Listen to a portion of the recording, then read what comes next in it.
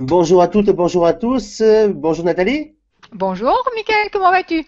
Ça va très bien, je te remercie. J'espère que tu vas bien également et que tu vas aujourd'hui donner le maximum de toi-même afin de répondre à cette interview, mais comme j'aime mieux les appeler, études de cas, puisque tu vas vraiment parler de choses concrètes. Absolument. Ok. Voilà. Alors, bienvenue à toutes et à tous dans cette nouvelle conférence d'experts. Aujourd'hui, j'ai le plaisir d'accueillir donc Nathalie. Nathalie est, comme elle aime bien s'appeler, l'alchimiste de l'argent, et pour aider ceux qui veulent sortir de leurs dettes, devenir plus riches et atteindre la liberté financière. Également, au passage, il y a un livre, alors je ne sais pas si vous le voyez bien à l'écran, mais que Nathalie a écrit il y a quelques années, qui est Oser devenir riche. Je vous le recommande également au passage. Voilà.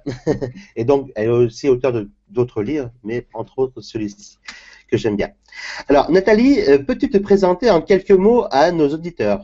Oui, tout à fait. Donc, je suis Nathalie Cariou. Je suis effectivement alchimiste de l'argent, coach en intelligence financière. Ça veut dire que je m'occupe aussi bien des particuliers que des professionnels indépendants, et que dans tous les cas, je vais les aider dans leur relation à l'argent. Alors, la relation à l'argent, c'est quoi? C'est se donner la permission d'en gagner, c'est savoir s'en occuper, c'est savoir donc en avoir, le gérer, mais aussi le faire fructifier. Et l'aboutissement de cette logique, eh bien, c'est autant que possible, et si on en a envie, de créer sa liberté financière, c'est-à-dire un moment où on est libre d'un certain nombre de choses et l'argent ne décide plus pour nous. Donc la liberté financière, pour ceux qui se posent la question, c'est vraiment le moment où ce n'est plus le porte-monnaie qui décide, ce n'est plus le compte en banque qui décide, mais c'est bien nous qui décidons de nos choix de vie, de ce qu'on a envie de faire dans la vie, travailler, pas travailler, vivre à droite ou à gauche, etc. Voilà. D'accord. Et donc, et comment en es-tu arrivé là, en fait, hein, à enseigner en fait aux personnes à atteindre cette liberté financière? Alors, comme dans beaucoup de cas, ça a été un chemin personnel avant tout. Je dis généralement que j'ai passé 20 ans de ma vie sans m'intéresser à l'argent. Donc, comme tout le monde, j'en avais ou pas d'ailleurs, puisque j'avais choisi d'être entrepreneuse depuis toute petite. Et en créant plusieurs entreprises, à chaque fois, j'étais dans, des fois j'ai de l'argent, puis des fois j'en ai plus parce que je recommence à zéro, et puis etc. Et donc, ma vie était une vie de montagne russe au niveau financier, mais je m'étais vraiment jamais posé la question. Et puis, la vie est toujours une chose assez intéressante, c'est-à-dire qu'elle nous met en face des circonstances qui font que on est obligé de régler les problèmes qu'on a à régler.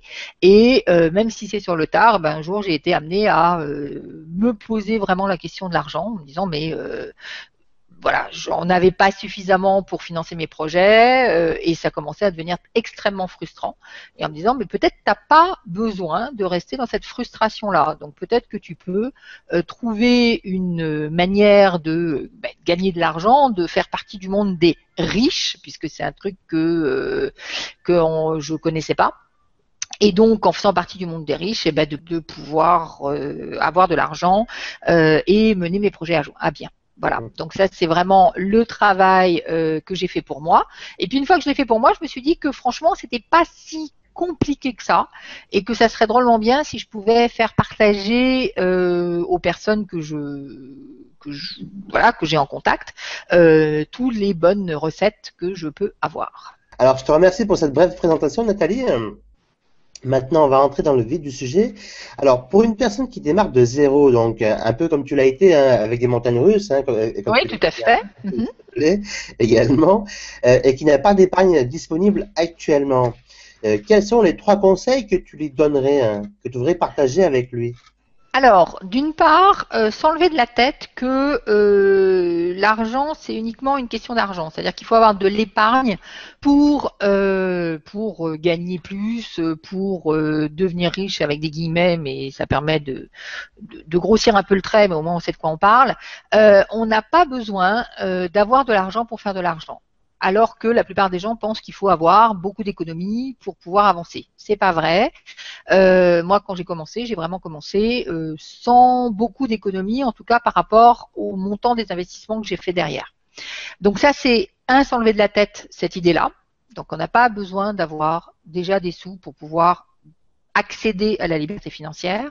La deuxième chose, c'est de travailler sur son état d'esprit.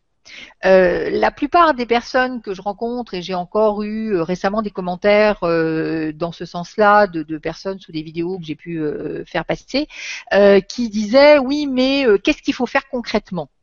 Bien sûr qu'il y a des choses à faire concrètement, je vais t'en reparler, tu me poseras sûrement des questions là-dessus tout à l'heure, mais avant même de faire des choses concrètement, il faut avoir l'état d'esprit de la liberté financière. Il faut penser l'argent autrement. On ne nous a absolument jamais appris à penser l'argent correctement. Donc, je pense que pour les personnes qui nous écoutent, comme pour moi au démarrage, l'argent, c'est des écritures sur un compte en banque, c'est des billets, c'est des pièces, mais c'est plein d'autres choses, c'est une autre manière de penser et il faut véritablement commencer par construire son état d'esprit avant de pouvoir justement accéder à la liberté financière. Et dans cet état d'esprit-là, il y a accepter par exemple le risque. On est éduqué pour ne pas prendre de risques. Et si on ne prend pas de risques, on ne peut pas avoir d'argent à l'arrivée. Donc il y a vraiment besoin de changer sa manière de penser l'argent, ça c'est extrêmement important. Dans les choses, dans les premiers pas qui vont bloquer un certain nombre de personnes, il y a aussi prendre la responsabilité de ses finances.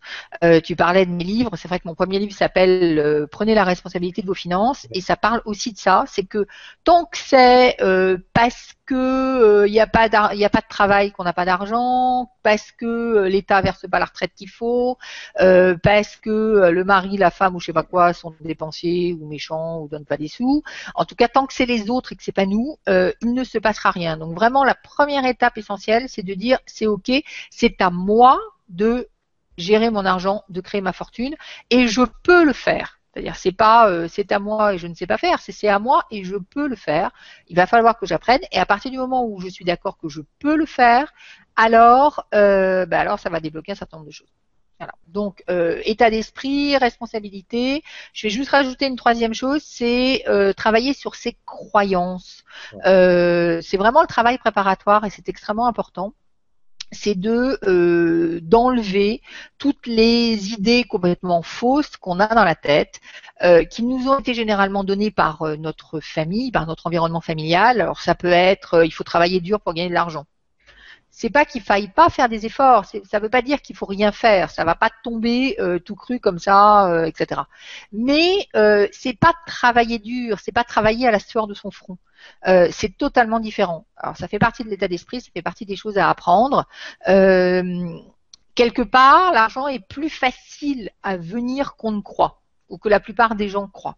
Alors dans un certain nombre de cas, ça peut être encore compliqué, c'est clair, c'est pas la panacée universelle, mais je pense que s'il y avait un conseil ou quelque chose que les personnes qui nous écoutent doivent retenir, c'est que c'est beaucoup plus simple qu'elles ne croient que c'est. Donc c'est vraiment beaucoup plus simple et il faut accepter cette facilité, cette simplicité et c'est pas forcément le plus simple parce qu'on est aussi conditionné pour faire des choses compliquées. Donc si demain, quand je dis demain, par exemple, je vais utiliser un exemple très clair sur mon blog donc qui s'appelle Le Secret de l'argent, donc le secret de l'argent.fr, j'ai récemment fait paraître un témoignage d'une personne qui m'avait envoyé spontanément après la lecture des deux livres, notamment Osez devenir riche et puis Prenez la responsabilité de vos finances, elle avait fait un certain nombre de changements dans sa vie et elle m'a envoyé un message, un témoignage qui était super impressionnant. Et comme j'ai été vraiment très très impressionnée par le travail qu'elle avait fait, je lui ai demandé la permission de le sortir sur le blog. Donc elle m'a dit oui, donc je l'ai mis quasiment mot à mot en ligne. Et dans les commentaires, il y a une personne qui m'a dit ah oui, mais grosso modo c'est un témoignage qui est faux ou c'est une menteuse parce que et pourquoi? Parce que c'était trop beau pour être vrai. Ouais. C'est-à-dire que à partir du moment où c'était possible, où c'était trop beau, voire même trop facile, eh ben c'était que c'était juste pas possible. C'était pas la réalité. Et la réponse c'est bah si, c'était la réalité au mot près. Voilà. Donc c'est pas parce que c'est facile que c'est pas faisable. On va dire ça dans ce sens-là. C'est clair. Mais c'est vrai que il n'est pas plus compliqué de s'enrichir que de rester pauvre, quoi, hein, entre guillemets. On pourrait dire ça comme ça. C'est pas plus compliqué de s'enrichir que de devenir pauvre. Et moi, je dis toujours, l'argent a plusieurs dialectes. C'est-à-dire, l'argent est un langage et il y a plusieurs dialectes dans l'argent. Il y a le dialecte ou le langage j'ai pas de sous. Il y a le langage j'ai juste ce qu'il faut. Et puis il y a le langage je suis riche. Et en vrai, il suffit juste d'apprendre le bon discours et le bon langage. C'est presque D'accord. aussi simple que ça. Il y a d'autres choses à faire derrière, mais c'est presque aussi simple que ça. Ensuite, il faut passer à l'action. Et c'est là aussi où tu vas répondre à ces différentes questions. Parce que sans action, effectivement, comme tu le disais tout à l'heure, on n'a rien, quoi. Donc, Voilà, donc ça c'est vraiment la particularité de l'argent et c'est une chose qui dit action dit prendre des risques et donc ça peut être effectivement quelque chose de compliqué pour un certain nombre de personnes parce qu'il faut lâcher des choses pour pouvoir prendre des risques. Néanmoins, c'est une des particularités de l'argent, c'est que si on n'agit pas, il ne se passe rien. Et agir, ça veut pas dire agir, c'est pas entre les quatre murs de votre cuisine. ouais. C'est jamais entre les quatre murs de sa cuisine. Agir, ça implique toujours l'extérieur. Parce que certaines personnes vont agir, par exemple achètent mon programme ou achètent un livre et vont lire le livre et elles vont dire chouette, j'ai agi. Bah oui, elles ont acheté le livre et puis elles l'ont lu. Mais si elles vont pas plus loin, c'est-à-dire elles font pas un certain nombre de choses qui impliquent l'extérieur, il se passera strictement rien. Donc il faut avoir impliqué l'extérieur et ça c'est agir. Donc, état d'esprit et ensuite action. Ouais. Et, et maintenant, est-ce que tu pourrais donc délivrer les trois leviers essentiels à tes yeux pour atteindre donc plus de liberté financière? Donc, les trois leviers, alors on va aller sur le terrain de l'action, je vais globaliser un petit peu, et Ouais. sur l'action, on va dire qu'il y a un levier important, voire même essentiel en matière d'argent, ça s'appelle l'investissement. Si on n'investit pas, il ne se passera rien. Alors on va investir quoi? On va investir de l'argent, on va investir du temps. C'est là où je dis qu'on n'a pas toujours besoin d'avoir de l'argent et qu'on peut effectivement investir du temps. On peut investir une compétence, on peut investir du relationnel. Investir, c'est quoi? C'est je mets une ressource sur la table et je suis pas sûr du retour. Donc peut-être je vais investir, je vais dire n'importe quoi, 3 mois de ma vie. Par exemple, dans l'immobilier, je vais investir 3 mois de mon existence et peut-être ça va pas marcher. Et je peux pas être sûr que ça va marcher. Ça s'appelle de l'investissement. Donc vraiment, le premier levier, c'est investir. Donc investir de l'argent, investir du temps. Donc ça veut dire être d'accord de lâcher que peut-être ça ne va pas fonctionner. Peut-être je vais investir de l'argent et je ne vais pas en avoir en retour. Peut-être je vais investir du temps et je ne vais pas gagner d'argent. C'est tout à fait possible. Donc ça, c'est le levier numéro un, vraiment super important, c'est effectivement celui de l'investissement. Il y a un deuxième levier, c'est de comprendre que je dirais notre argent c'est bien, l'argent des autres c'est encore mieux. Notre temps c'est bien, le temps des autres c'est encore mieux. Pourquoi? Parce que, et le temps des autres ou l'argent des autres, ça peut être aussi l'argent de la banque. Donc, il y a vraiment un levier à comprendre qui est que pour investir, on peut aussi aller chercher l'argent des autres. Et on peut aussi aller chercher l'argent du banquier. On peut aussi demander au banquier de nous prêter des sous. Alors j'ai toujours plein de gens qui me disent ah oui mais non mais c'est pas possible, le banquier va pas prêter. On en reparlera tout à l'heure, mais là je vais faire paraître toute une série de vidéos inspirantes sur internet et notamment il y en a une qui va paraître d'une demoiselle qui s'appelle Edwige et Edwige est une de mes clientes et elle est l'exemple type de comment on fait pour investir sans avoir un sou. Donc j'en dis pas plus parce que comme ça tes auditeurs ont envie d'aller voir la vidéo. Mais allez voir la vidéo d'Edwige, vous allez voir, c'est une personne, elle est intermittente du spectacle, elle a un salaire, enfin et encore c'est même pas un salaire puisque c'est des indemnités d'intermittent du spectacle qui est pas très élevé, qui doit être l'équivalent d'un SMIC, je crois. Et ben ça l'a pas empêché d'avoir des sous et d'investir et d'acheter 2 appartements, par exemple. C'est cool ça. Et en travaillant avec cette idée que il n'y a pas que notre argent, il y a aussi l'argent des autres, notamment l'argent de la banque. Donc ça, c'est le deuxième levier. Le troisième levier, c'est justement de connaître les véhicules financiers, c'est-à-dire qu'est-ce qui existe concrètement comme possibilité d'investissement. Et, alors je vais les citer tout à l'heure, mais ce qui est ultra important derrière ça, c'est de savoir que derrière ces véhicules financiers, il n'y a pas de secret. Il n'y a pas de véhicule caché que les riches connaîtraient et que les autres ne connaissent pas. Souvent, les personnes que j'accompagne, qui sont des personnes un petit peu béotiens en matière d'argent, on va dire ça comme ça, vont commencer par dire, vont avoir l'espoir qu'il y a une espèce de martingale secrète. Il y a un truc que les riches connaissent et que les autres ils connaissent pas. C'est pas vrai. Les riches, ils ont exactement les mêmes solutions, les mêmes moyens, les mêmes véhicules financiers, c'est-à-dire qu'est-ce qui permet de créer de la richesse. Ça aussi, c'est un mot clé, la création de richesse, ou la création de valeur, ça c'est vraiment un mot-clé. Les riches, ils ont exactement les mêmes recettes que n'importe qui d'autre. Alors donc ça va être quoi? Ça va être des placements financiers, ça va être de l'immobilier, ça va être de la création de richesse via une entreprise. Et de nos jours, via une entreprise, ça veut dire utiliser par exemple Internet. C'est clair que Internet va être un très très gros levier pour créer de la richesse, pour créer de la valeur. Et puis il y a quatrième levier dont on parle assez peu, quatrième véhicule financier dont on parle assez peu, c'est tout ce qui est droit d'auteur. Les droits d'auteur, ça fait partie aussi des véhicules financiers, un peu plus aléatoires parce qu'on n'est jamais complètement sûr que ça va fonctionner, mais les brevets, les droits pour la musique, les droits pour l'écriture, les droits pour les films, etc. Tout ça, ça fait partie des véhicules financiers possibles avec la création d'une activité commerciale, l'immobilier et les placements financiers. Donc après, effectivement, il va falloir choisir, connaître un ou l'autre de ces véhicules et choisir celui qui est le plus adapté à notre situation. Ça va être le gros levier. D'accord, génial. En fin de compte, tu as révélé 4 leviers en fait. Ouais. Donc j'ai donné 4 leviers en disant bon, attention, investir. Il faut investir. 2, on peut investir avec l'argent des autres. Et 3, il va falloir choisir son véhicule financier. Et dans les véhicules financiers, il y en a grosso modo 4 que j'ai cités. Ok, super. Et donc, alors, il reste encore quelques questions. Je t'en prie. Comment? Je t'en prie.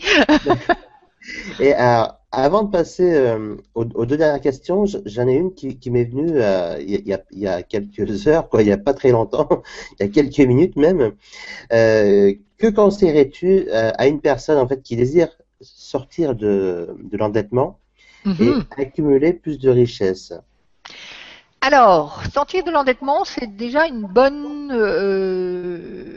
option, une bonne problématique et surtout un choix intéressant. C'est-à-dire que l'endettement, les dettes, d'abord, il n'y a pas, quand ce sont des mauvaises dettes, parce qu'il y a des bonnes dettes et des mauvaises dettes, mais on va imaginer que si la personne veut sortir de l'endettement, c'est parce que c'est des mauvaises dettes. Ouais. Les mauvaises dettes, c'est quoi? C'est des dettes qui n'ont pas permis de financer justement des investissements, qui ont juste permis de financer de la consommation.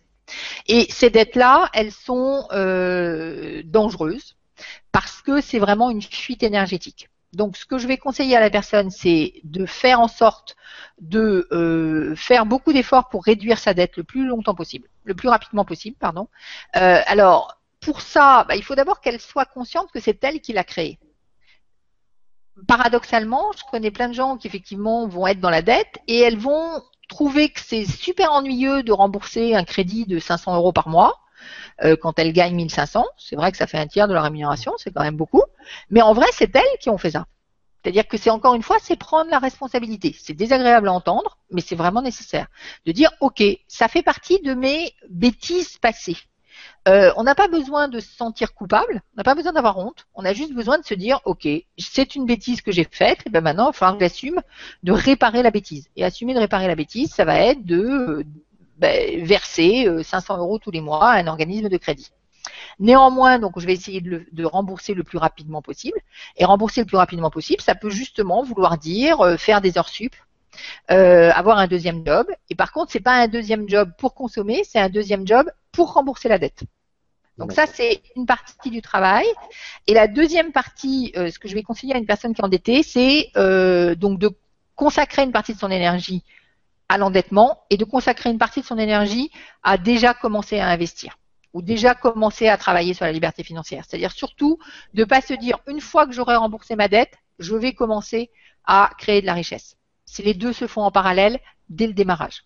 Parce que sans quoi ça va être trop long de rembourser la dette et c'est complètement inutile. Donc il vaut mieux d'une part dire ok, je rembourse ma dette, d'autre part, je travaille à la création de richesse. Il est évident que si vous avez une dette, il y a des choses que vous n'allez pas pouvoir faire. Par exemple, vous n'allez pas pouvoir faire de l'immobilier. Ça va couper un certain nombre de pistes. C'est très clair. Mais il y en a plein d'autres. Voilà. Donc il va falloir aussi travailler sur les autres. Et dès le démarrage. D'accord. Mais on n'oublie pas la dette, on n'oublie pas non plus la richesse. Yes! Génial. Donc, tout à l'heure, on en a parlé tu en as parlé brièvement, on va revenir là-dessus. En reprenant l'un des modules de la formation Richesse et Liberté, peux-tu nous dire, en fait, ce titre-là m'a fait un peu rire, mais c'est la réalité. Hein. Mais peux-tu nous dire pourquoi certains deviendront riches et d'autres pas? Mais surtout, bien évidemment, ton dernier conseil pour devenir riche à partir d'aujourd'hui, de devenir plus riche. Parce que bon, savoir pourquoi certains deviendront riches et d'autres pas, ça va nous intéresser, mais aussi ton secret perso, ton truc à toi, en fait, pour devenir riche à partir d'aujourd'hui. Alors, pourquoi certains deviendront riches et d'autres pas? C'est vrai que c'est une bonne question, parce que de l'extérieur, on pourrait se dire, mais je comprends pas. C'est-à-dire qu'effectivement, on peut ne pas comprendre. Alors, je pense que ça tient beaucoup à l'action. Ce qu'on disait tout à l'heure, c'est-à-dire que concrètement, ceux qui deviendront riches, c'est ceux qui vont faire. Déjà, ceux qui vont pas faire, ils vont pas le devenir. Donc déjà, il y a vraiment une chose certaine par rapport à ça. Je pense qu'il y a aussi la notion de y croire. Je vais reciter l'interview d'Edwige parce que je trouve que c'était amusant. Je lui ai demandé justement comment ça se fait que tu as fait tout ça alors que je connais des gens qui ont du mal à le faire. Et elle m'a répondu c'est parce que tu m'avais dit que c'était possible, donc j'ai dit c'était possible. D'accord. Voilà. Et donc, pourquoi est-ce qu'elle a fait tout ça? Parce que tout simplement, elle avait dans la tête. Alors, c'est pas parce que moi je lui ai dit, c'est parce qu'elle a bien voulu me croire. Mais à partir du moment où elle était d'accord que c'était possible, elle a fait plein de choses que d'autres pourraient ne pas faire parce qu'ils croient que c'est pas possible. Donc, c'est vraiment ça, c'est se rentrer dans la tête que c'est possible et puis passer à l'action, faire des choses. Et parfois, alors il y a vraiment une notion aussi de persévérance derrière, parce que ce qui est particulièrement, je dirais, ennuyeux avec l'argent, on pourrait dire ça comme ça, c'est que on peut avoir à travailler sur son état d'esprit pendant 1 an ou 2 ans sans qu'il se passe rien. Et au bout de 2 ans, ça va se passer tout d'un coup. Je compare ça souvent avec perdre du poids. Si tu perds du poids, tu perds du poids 1 kilo tous les jours ou 1 kilo toutes les semaines. Enfin, tu perds du poids régulièrement. C'est pas tu as travaillé pendant 4 ans et puis tout d'un coup, pouf, tu perds 25 kilos du jour au lendemain. Ça, a priori, ça n'existe pas. Alors qu'avec l'argent, ça va être comme ça. C'est-à-dire que tu vas avoir travaillé éventuellement sans que rien ne se voit à l'extérieur pendant 6 mois, 1 an, 2 ans. Et puis, au bout de 2 ans, pouf, il va y avoir un changement brusque de situation. Ce qui veut dire qu'il va falloir tenir la distance pendant 2 ans. C'est-à-dire que pendant 2 ans, il va falloir faire. Alors, tu citais le programme Richesse et Liberté. Ce programme-là, c'est un programme où je donne des exercices continus pour, par exemple, travailler sa conscience d'abondance, qui est une chose extrêmement importante. Il va falloir continuer sans arrêt à faire ces exercices, même si on a l'impression que ça marche pas.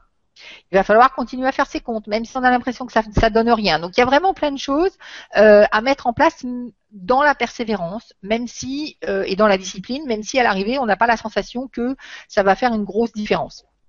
Donc ça c'est effectivement pourquoi certains vont y arriver, d'autres pas. Et puis la dernière chose, c'est-à-dire le dernier conseil, qu'est-ce qui va faire que ça marche entre guillemets à tous les coups, j'aurais tendance à dire faites simple. Je pense qu'il y a des gens qui se prennent la tête.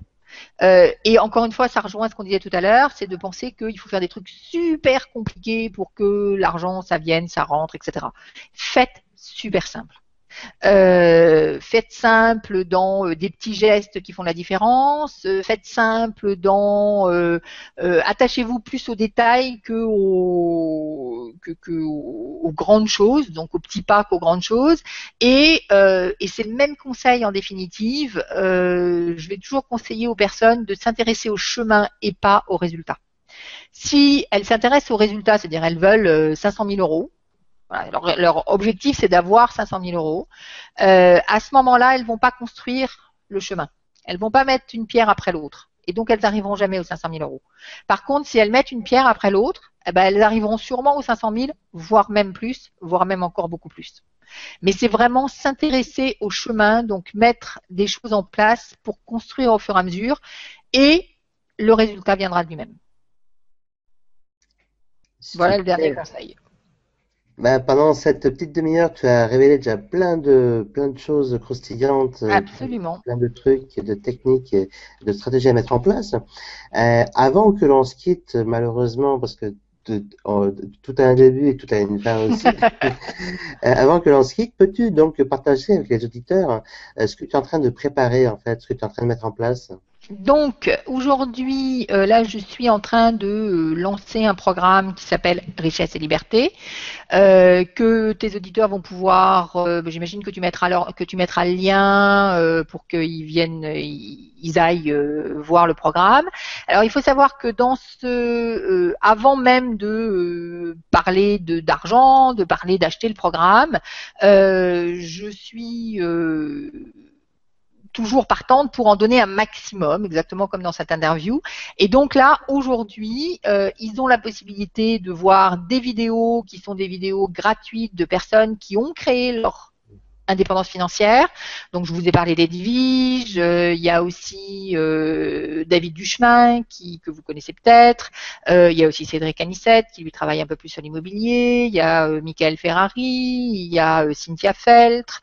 Donc, tout ça, ce sont des personnes qui ont choisi, qui travaillent sur l'indépendance financière, donc qui vont donner des bons conseils, plein de conseils, très, très intéressants. Donc, ces vidéos sont totalement gratuite, voilà, c'est juste pour en profiter, c'est juste pour être inspiré, parce que c'est extrêmement important de rester en contact avec l'inspiration. J'ai dit que la liberté financière, c'était un travail de longue haleine, en quelque sorte, et donc c'est important de rester sans arrêt en contact avec des sources inspirantes. Donc c'est pour ça que j'ai fait ces vidéos. Et puis ensuite, je parle aussi dans des vidéos aussi gratuites de mon histoire. Je redonne les 7 clés de la liberté financière. Donc il y a encore énormément de contenu par rapport à ça. Et puis tous les outils pratiques pour arriver à ça. Et les personnes qui voudront ensuite travailler avec moi pourront travailler effectivement avec moi. Mais en attendant, plein de contenu en vidéo, avec des vidéos très très sympas pour tes lecteurs qui ont envie d'en savoir plus. Mais écoute, c'est super cool à toi. Merci pour tout ce beau partage d'aujourd'hui et Je des t'en prie. prochains jours. Hein. Oui, tout à fait. Voilà. Merci à vous également de nous avoir écoutés. Hein. C'était un pur régal de continuer ces interviews d'experts du passeport pour un emploi. Parce que je l'ai pas précisé au début, mais si on fait un petit retour en arrière, donc Nathalie était également l'une des expertes du passeport Absolument. pour un emploi. Et je vous remercie très sincèrement, très chaleureusement, de la part de Stéphane, mon associé, et de moi-même. Nathalie, à très bientôt. Oui, Michael, à bientôt. Bye bye tout le monde. Ciao, ciao. Ciao.